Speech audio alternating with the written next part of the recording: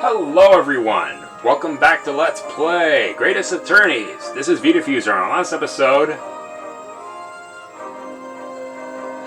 we found out poison might have been used. In other words, afflicted victims lose all strength and are completely unable to move. Even if they were in total agony, there would be no visible signs of pain at all. How terrible! Obviously, if a man lost all strength in his muscles, he'd collapse on the floor. But with a chair under him for support, as Mr. Wilson did, the effects could largely go unnoticed. But I don't follow, Kazuma. That's just paralysis. I thought the poison caused instant death.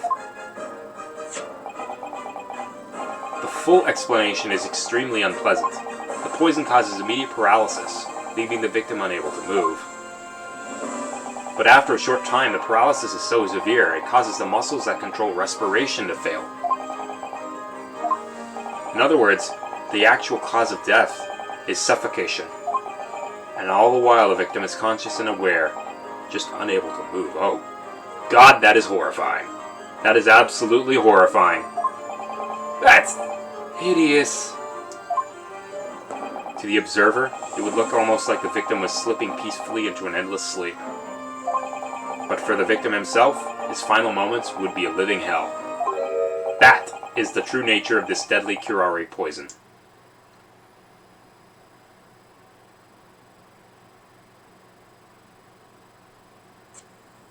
And you're suggesting that this bottle, Counsel, actually contains this terrifying poison. Objection! This is all very convenient, isn't it? A hitherto unknown poison for which there is no means of testing. What a happy tale for the defense. Ahem, if I may. All these facts you think you're so clever, but you must have taught some animals. Another one. It is you who must be taught. Of course. Dear lady.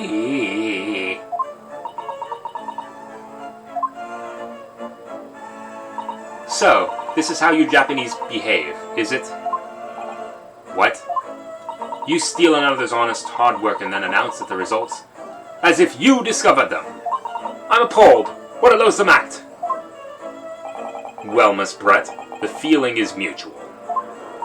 Whatever do you mean? Capitalizing on the unfortunate circumstances of an innocent man to frame him for a heinous crime. That really is a loathsome act. Wouldn't you agree? Objection! Enough of this! I, for one, refuse to accept it. The idea of some poison that doesn't even exist in the great empire of Japan is breaking the rules! What's so funny? Oh, excuse me, Your Excellency. Yes, Miss Brett? May I borrow that bottle for a moment, please? Well, yes, I don't see, why not?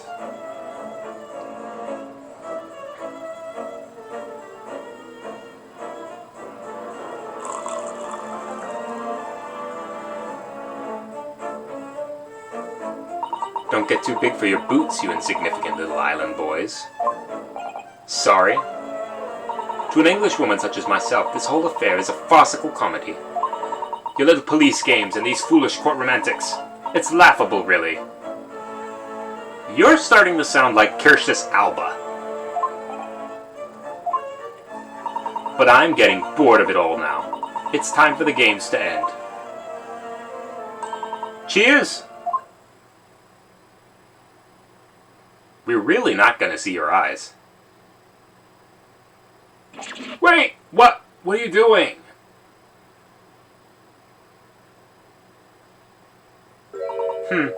No sparkle left at all. How appropriate for this shabby affair.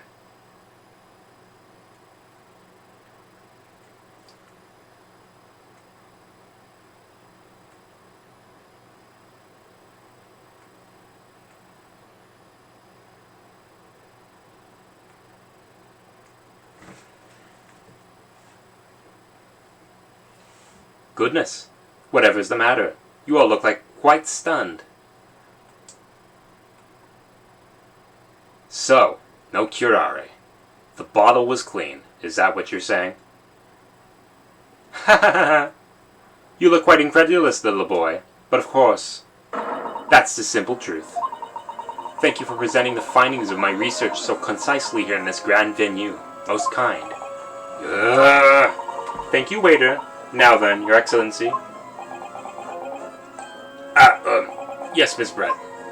I should like to be excused now, please. I think I've given more than enough of my time.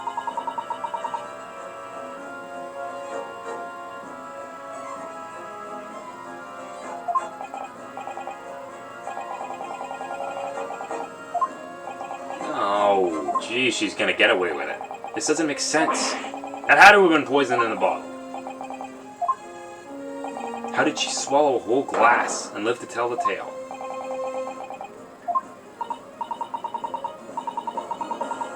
This little Far Eastern charade will make for interesting conversation at the next party I attend in London. There has to have been poison in that bottle. Doesn't there? But there can't have been, because otherwise she would have keeled over dead. Unless...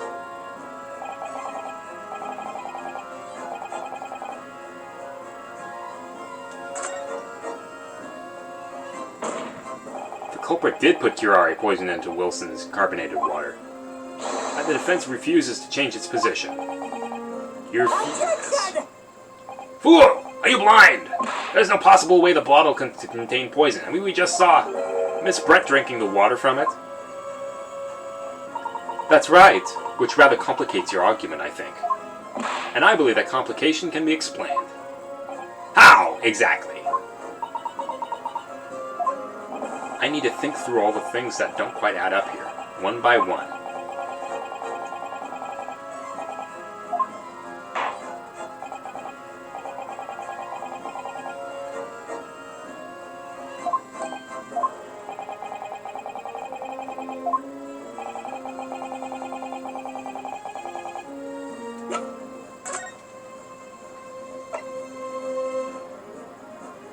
Through a wound, huh?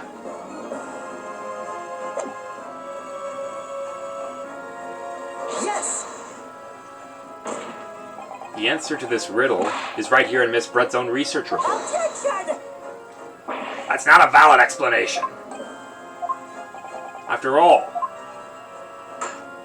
we don't speak English. The report is utter gibberish.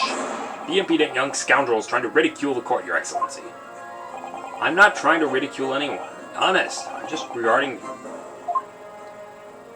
I concur. This report is too extensive to be considered in its entirety by the court. You'll direct this to the pertinent section, Counsel. Special characteristics. We've been hearing a lot about this curare poison. And it's left me curious about something. Oh, Counsel? Well, it sounds as though indigenous hunters have been using this poison for years and years to lace the heads of the arrows that they shoot whatever prey they're hunting. So we've been led to believe, yes. And the point of hunting is to catch prey to eat. Get to the point, please! But if they were to use these laced arrows, doesn't that mean there would be traces of poison left in the prey the hunters were going to eat? Yes, good point. So surely the hunters wouldn't want to eat their prey, would they? Because then they'd be eating poison. Good gracious, Counsel! No, that would be madness! But actually, I found the answer to that conundrum in this research paper here. Under special characteristics it says this. The poison starts to work after entering the body through a wound. Through a wound, you say? I see, that makes sense. Yes, the mention of that particular detail seems a little strange to me, though. But it all makes sense when you interpret what's written like this. When curare enters the body through an open wound, it has terrifying poisonous effects. However, when it enters the body via the mouth, it has no poisonous effects whatsoever. What? Miss Brett! You authored this research. You knew curare's special characteristics. And you knew that you could make a spectacle of drinking that water without any danger to yourself. You meddling little... Oh, she's mad. Rapscallion! Well, Renosuke, it turns out you're an even better lawyer than I thought you'd be. Really? Me? A lawyer? Attention! Oh, all this poison talk is fascinating, I'm sure. But I fail to see how it possibly... So, the ill-bred little puppy has a new toy to play with. Some facts he read in a book. I'm afraid knowledge doesn't suit you, little boy. It only makes you look silly. What are you trying to say? You schoolboyish logic has a fatal flaw. Flaw? As even your brain has managed to deduce, curare is safe to ingest. It seems most likely that its effects are neutralized by the acidic nature of the gastric suckers. Yes, well, of course. Gastric suckers? What are they? So if this lethal poison is completely harmless when drunk, the professor wouldn't have died when he swallowed it, would he? Oh, I wouldn't say that.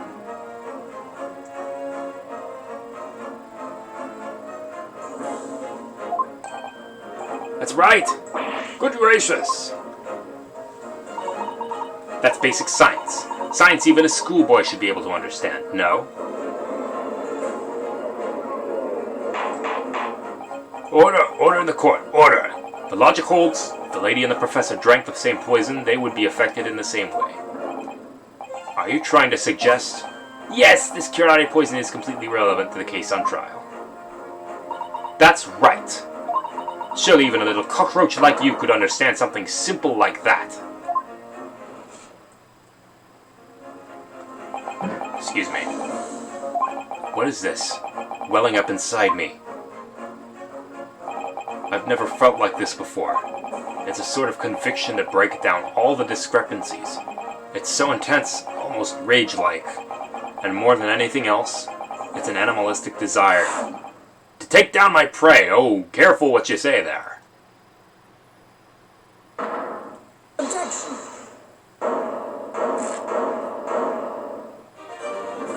I don't think so, Miss Jezaile Brett.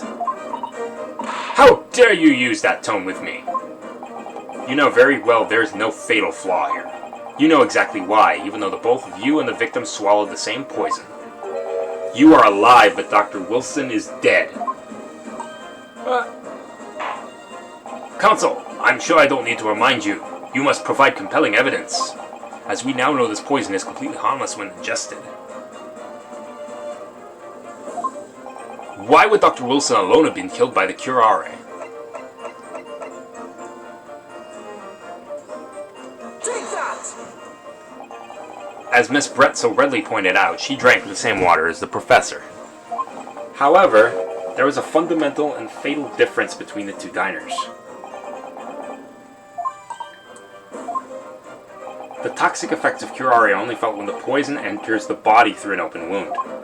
So for a healthy poison with no injuries, drinking it is completely harmless. But what if there was a wound inside the mouth of the person drinking the poisoned water? Inside! Yes, like the wound you might have if you'd just been to the dentist and had a tooth extracted, for example. Miss Brett, you've acknowledged many times in your testimony already that you were well aware of Dr. Wilson's dental appointment that day. So that's it. Use that knowledge to orchestrate this.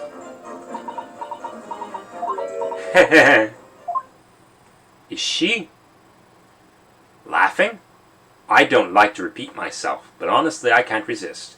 These childish courtroom games and your half-baked arguments are so puerile. What do you mean? Don't worry, little schoolboy. You'll find out soon enough.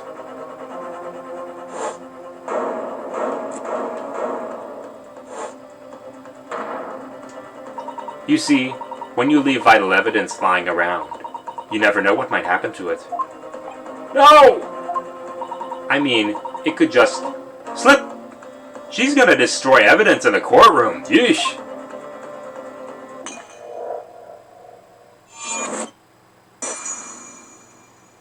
Oh dear, how careless of me.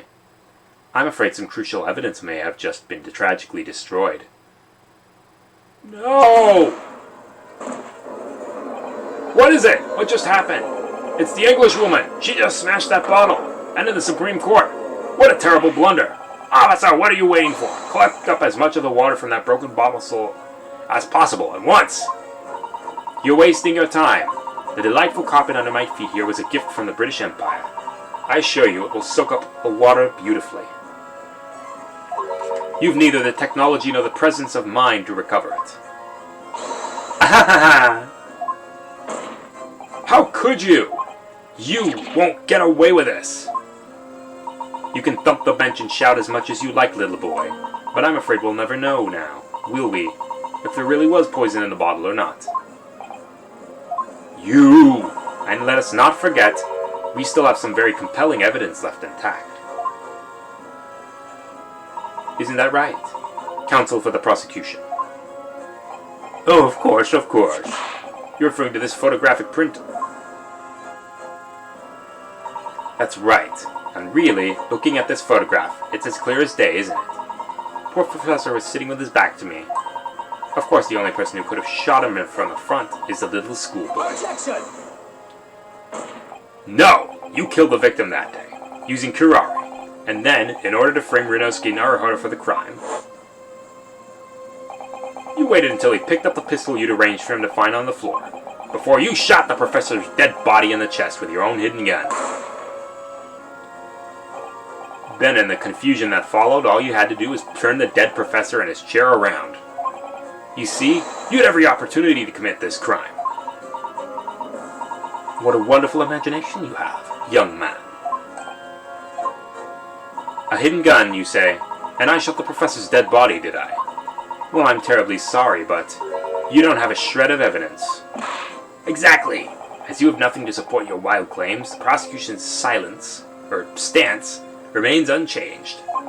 The victim, Dr. John H. Wilson, was killed by a gunshot to the chest. Delivered in cold blood by the accused, Ryunosuke Naruhodo. This is unbelievable. How can this be happening? We had her! But now, is she really going to get away with it? The way she destroyed the evidence was obscene. We've come this far, and now, you've only one who can finish it. We've lost a vital piece of evidence, it's true.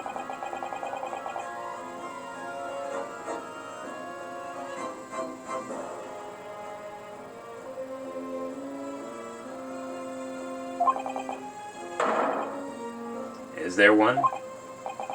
You told me before that your powers of observation were the one thing you could depend on.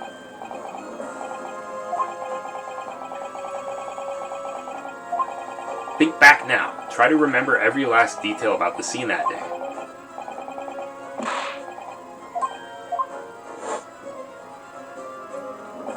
What I saw. Every color. Oh, there's blood there. Is Kazuma right?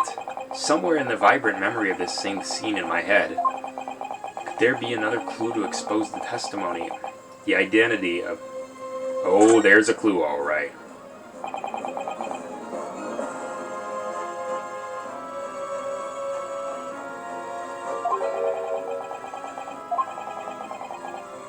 I think I might have another clue. You always have something up your sleeve. Come on, then. Let's wipe the smug smile off the Englishwoman's face with some evidence. Alright, I can't wait.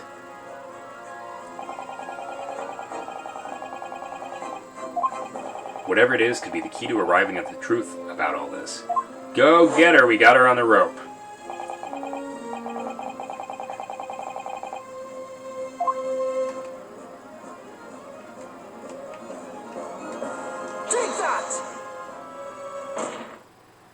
Inspector Hosanage, answer me this. Yes? What is it? He's still miles away. Probably thinking about that bottle being smashed. As you've said a number of times now, you strive for perfection in your investigations, don't you? Absolutely! I wonder, therefore, if perhaps you took anything else from the scene of the crime. Like, for instance, the plate of steak that you took to the victim's table that day. Objection! Wait a minute! Where are you going with this? Where are you going with this, little boy? It's just a memory that's been troubling me. What memory? I saw the scene in this photographic print with my own eyes that day. And I saw that on the wood base of the plate that the steak was being served on was a spattering of blood. What? Oh, really? And what of it? Obviously that must have happened when you shot the professor. No, that can't be the case. Take a good look at the photograph and the relative position of everything there. The plate of steak is almost directly behind the victim. If I'm supposed to have shot Dr. Wilson in the chest from the front, there's no way that blood could have ended up directly behind him. Hey! Huh, yes. For blood to have made it on the plate implies the plate was between the victim and the shooter, which means the shooter must have been sitting opposite the professor as you were. Jezaile, Brett. I beg your pardon? Objection! This is beyond ridiculous.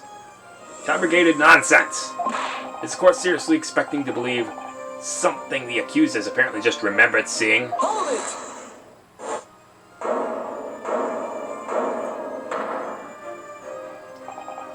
This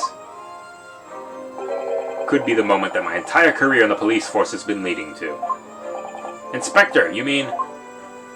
Yes, I took the plate. In the interests of preserving evidence from the scene of the crime. I took it, meat and all. I don't care if they call me a crime scene thief because of it. You did what? I took the steak that you had been eating, Miss Brett. I took the steak that the sergeant had been eating. And I did it all in the name of justice. Wipe that blood. And we can find out for sure whether or not there's a blood stain on Miss Brett's plate. We must examine it now.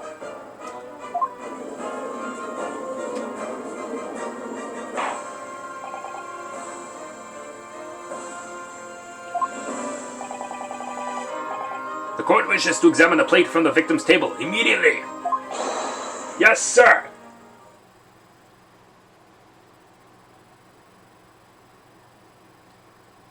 Sorry for the delay. Here's what you ordered. This steak. Well, what about the blood? Is there blood on it? Of course there isn't. Quickly, Inspector. The blood man. Show the court. Of course. Examine the plate at your leisure.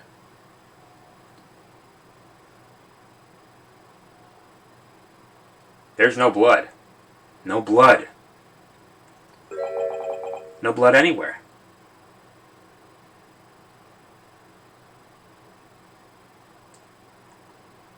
But, no, that's impossible. I saw it. I'm sure of it. That's not the steak. That looks completely different. What an unbecoming expression, little boy. You see, this is why I always say you can't trust what the Japanese tell you. I couldn't agree more in the case of disgrace to the Empire. I believe we may finally have reached a conclusion in this trial. Let's hope so. This let's pretend attempt at courtroom proceedings is painful to watch. I do promise to do my best to forget about all of it when it's over. Ha! This sorry-looking steak reveals facts all too clearly. If the sorry-looking accused wishes to examine it again, be my guest. Don't mind if I do.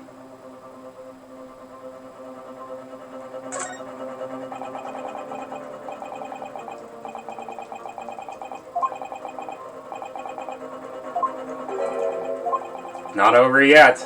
Not until the final gavel. Never stop believing in yourself. Keep looking forward no matter what. believe in myself.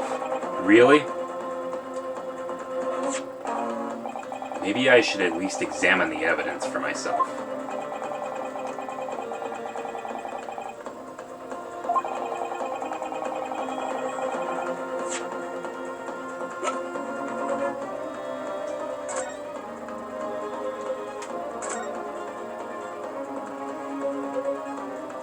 There's something underneath it. It's a coin.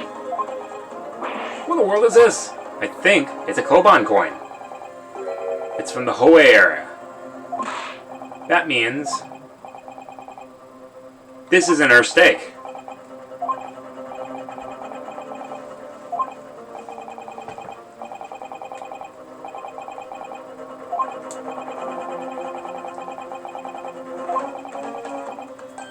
Pearls before swine. But I've never heard of bullion and bullion. I'll have to do that. I'll have to remember that. And I don't think you ever will again.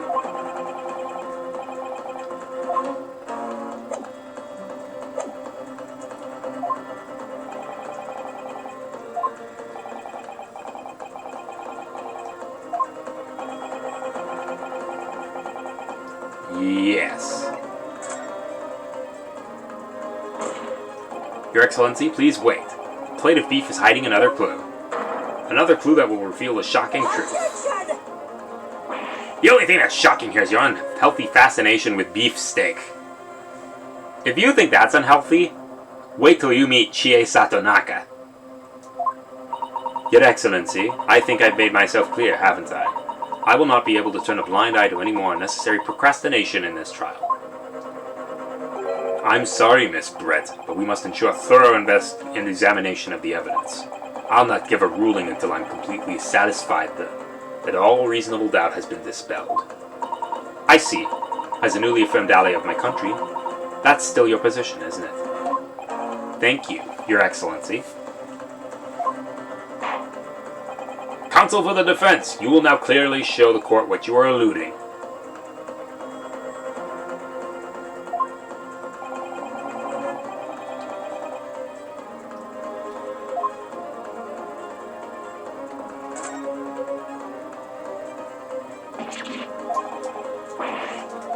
I already presented that.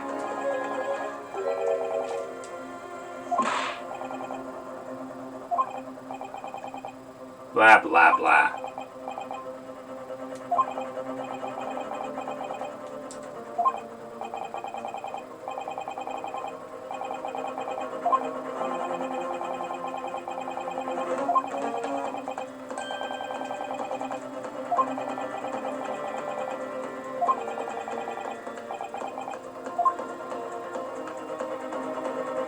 Got it! Good gracious, that's... Koban? What on earth? Hoera won at that. Miss Brett, this is in fact the beefsteak that you ordered at the restaurant on the day in question, is it? Tell me, why is there an old coin seemingly hidden underneath the meat? What a ridiculous question. How should I know? I've never seen that thing before in my life. I don't know what it is, but I want no part of it. Objection!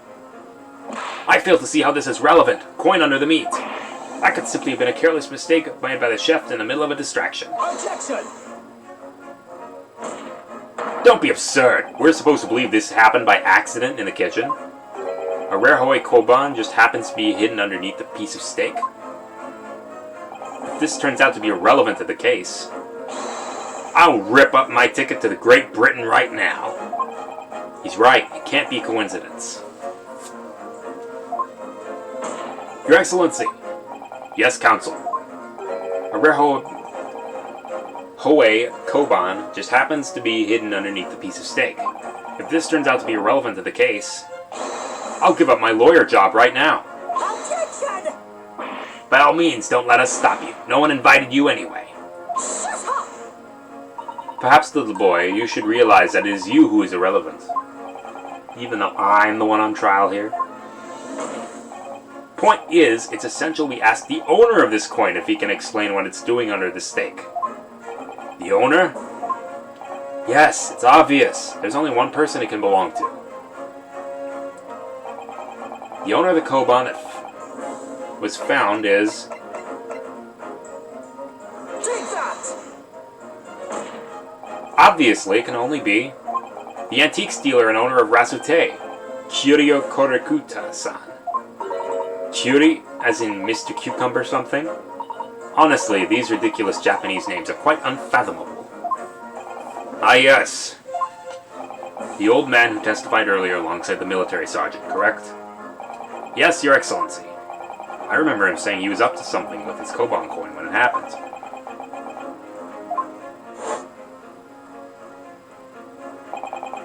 The gunshot interested me not. I was far too busy on the floor. Too busy on the floor? Sorry, what were you doing? Hunting for treasure. Indeed, the Koigera Koban, my prized coin. Well, we found it. Do you mean to tell me? Objection! No! Please, why would Korekuta-san's Koban be sandwiched between the victim's beefsteak and its plate? It makes no sense. Yes! Yeah, it doesn't make sense. Which is why I'm asking to bring Korekuta-san back to the witness stand. So we can ask him.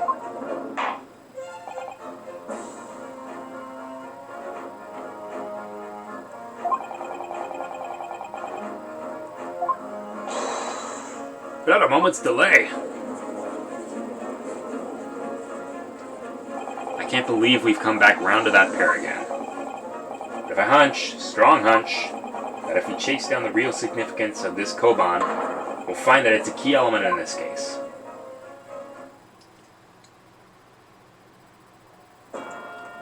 Wow, there's 4 people here.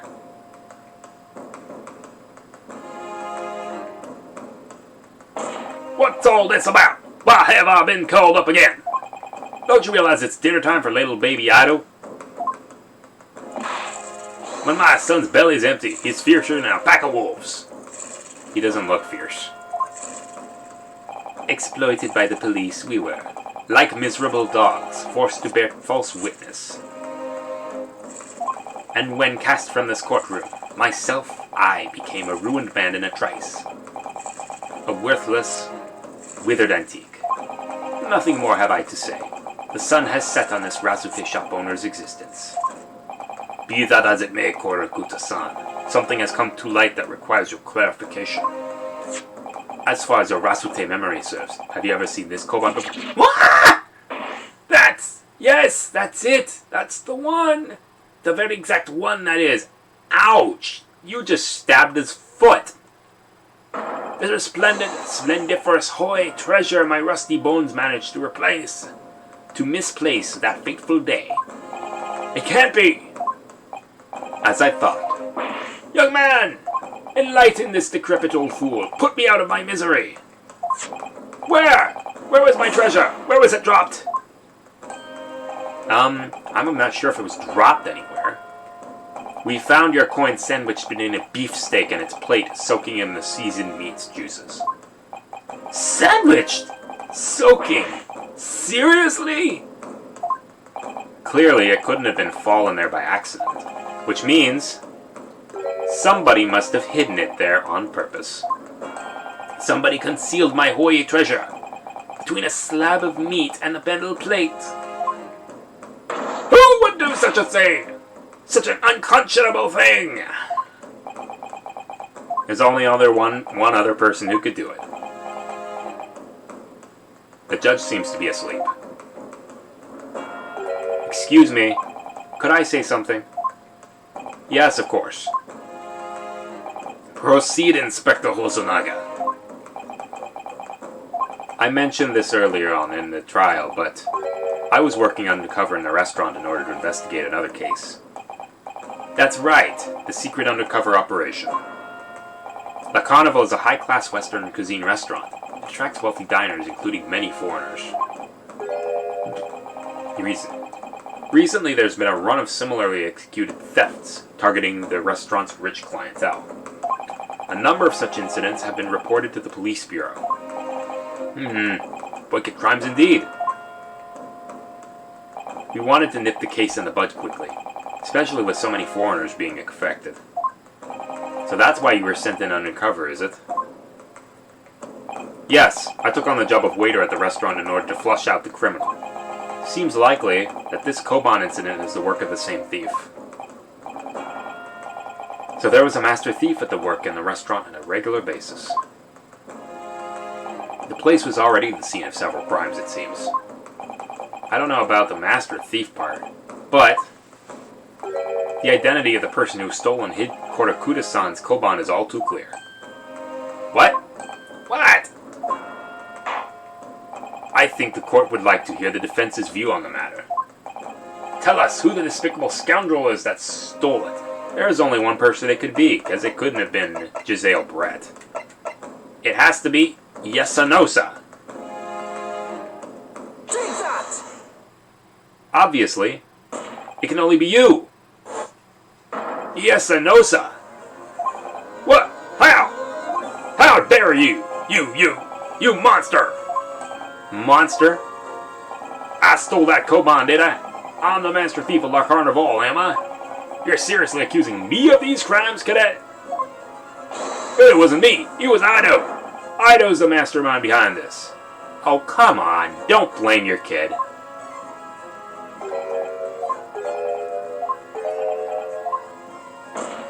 You would push the blame for your crimes on your own son, an innocent little baby?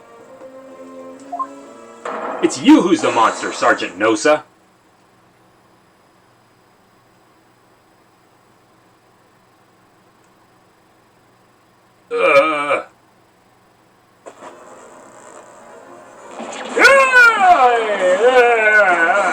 Clippity cloppity clippity cloppity.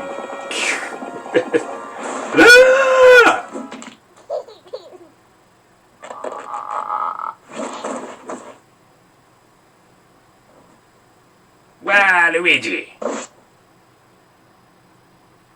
Nippon Imperialist Army Sergeant Yasanosa, preparing to stand down in the Supreme Court, sir.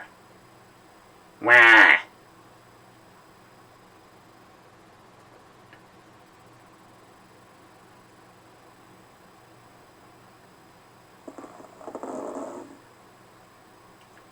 Do any of you know of the extraordinarily low wages the Nippon Imperial Army pays those it expects to keep our country safe?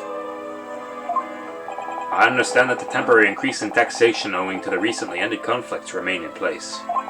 And I've heard it's hard for lower-ranking soldiers to make a living, yes. All I want is to put a hot meal on the table for my son.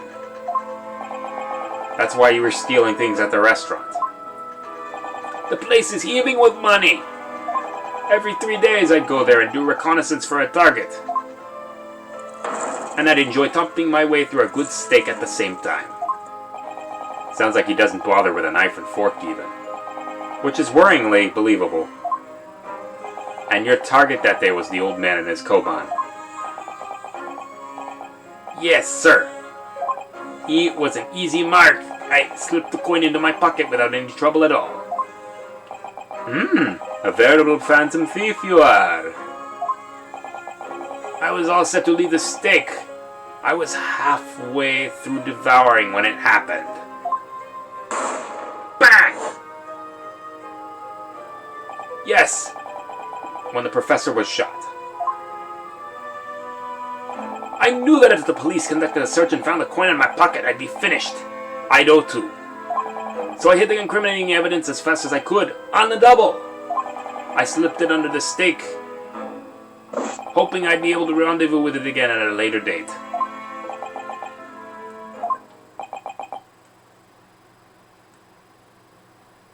Okay. This is ridiculous. Perhaps you could carry on with this absurd prattling in your own time? Well, Miss Brett? Oh, of course, dear lady. Of course. How rude of us. I'm quite sure there's no need to detain you any longer at all. May the esteemed gentlewoman please be excused, Your Excellency. Indeed. The theft of the Koban was clearly perpetrated by this baby-saddled sergeant. It would certainly appear to be unrelated to Dr. Wilson's murder. Of course it is. Hiding a coin under a lump of meat? The sheer nonsense of such an idea astounds me. Nonsense, is it? Well, oof. And as for picking up your stick and biting into it without using a knife and fork, it's beyond nonsense. It's pure madness. Very well, now that all questions concerning this witness's testimony have been answered, I see no further justifications for detaining her. Miss Brett, you are free to leave. Thank you, Your Excellency. Good luck, everyone. And good day. Grudosuke, what's the matter with you? There's no time for daydreaming. No, it's just something about Miss Brett's parting words there got me thinking. I can't quite work out what exactly, but something she said jarred with me. I felt like there was a contradiction in there somewhere.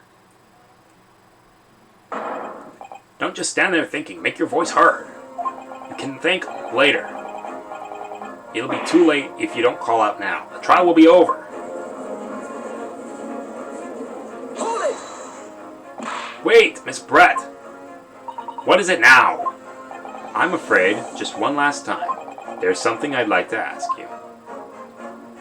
I'd like you to explain the contradiction in your parting words from just a few moments ago. What are you talking about? What contradiction? Objection! What new student nonsense is this?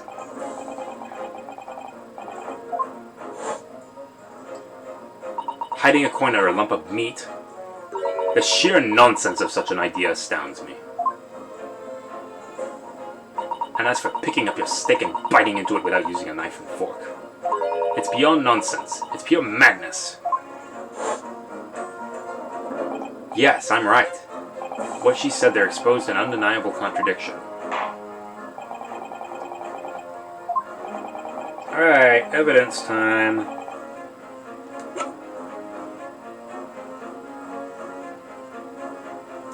Take that! It's the beefsteak. More accurately, Your Excellency, the steak that was on the victim's table just before the professor was killed. Now you're just splitting hairs. Not true. Doesn't seem unnatural. What on earth do you mean? It's extremely obvious. I'm talking about the shape of the edge where it's been eaten. What? I see you've noticed it too, Miss Brett. Just a few moments ago, Miss Brett claimed no Englishman could ever contemplate picking up a steak and biting into it without using a knife and fork. Of course she did. She's a refined English gentlewoman herself. Then take a good look at this steak, in particular the edge where it's been eaten. As you can see, there are clearly defined barbaric teeth marks there. Ah! It looks like Miss Brett has realized something. So, if the witness, as she claims, wouldn't contemplate eating anything without using a knife and fork, there shouldn't be teeth marks in this steak at all. Objection! But what is your actual point? Perhaps the delightful Miss Brett was ravenously hungry and couldn't help it. You walked into that one.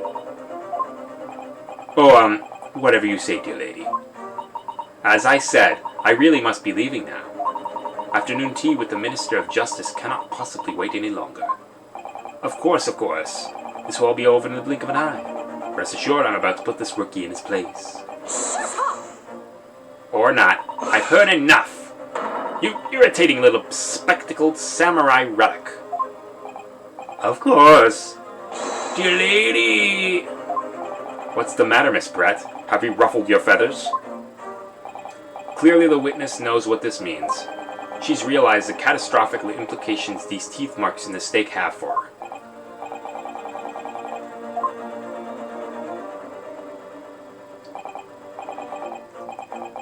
That's not her steak.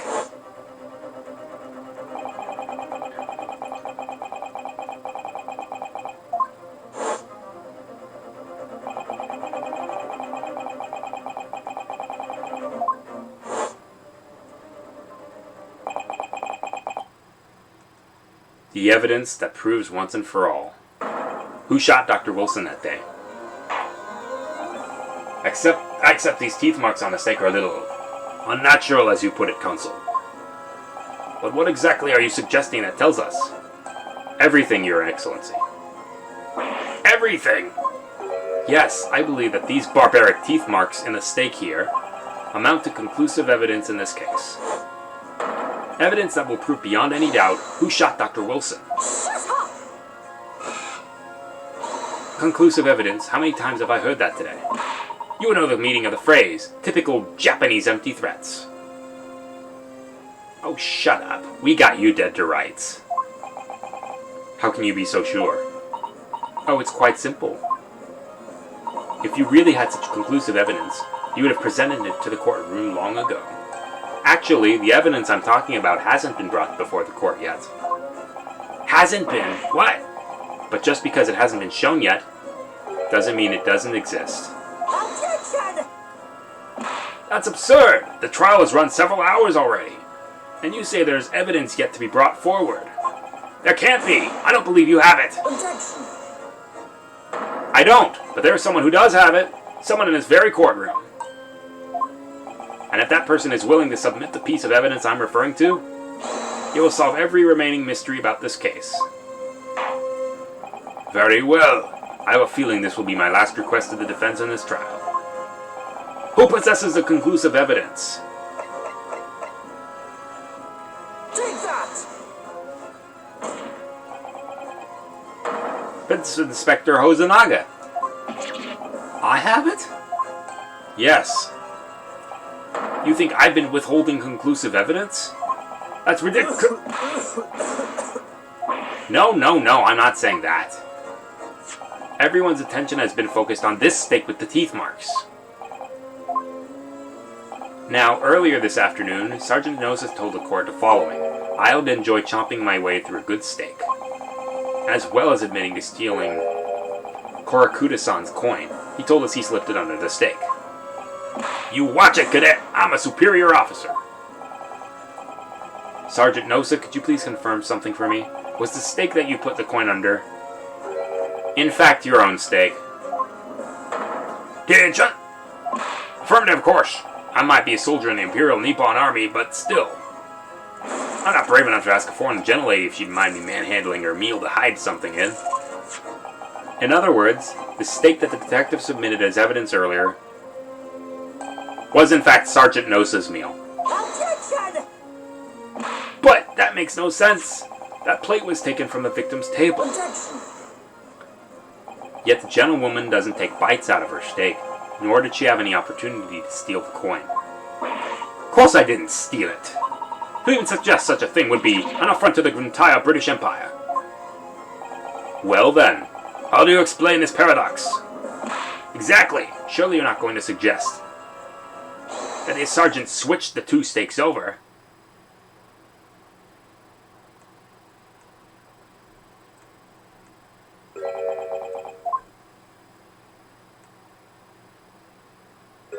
You did switch the plates!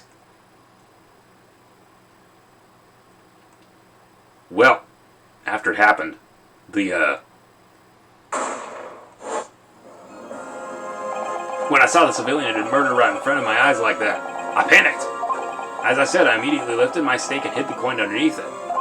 But then when the waiter announced he was an undercover policeman, I thought I had it. He decided to investigate my slab of meat. That'd be it. I'd be getting my marching orders. So when the cadet here was arrested and taken off to the kitchen, I seized my chance.